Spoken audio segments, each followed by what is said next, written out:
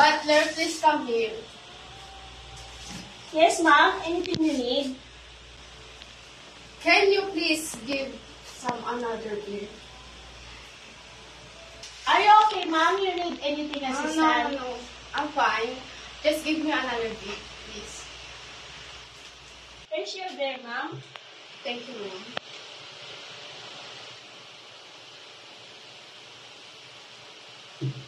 Butler, Yes po, ma'am. Anything you need?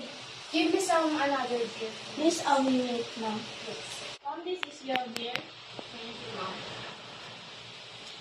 Hi, good afternoon. This is room service. How I help you? Hello, this is Casey Butler of Ginilin from room 210. He wants another beer. Please bring it here in his room.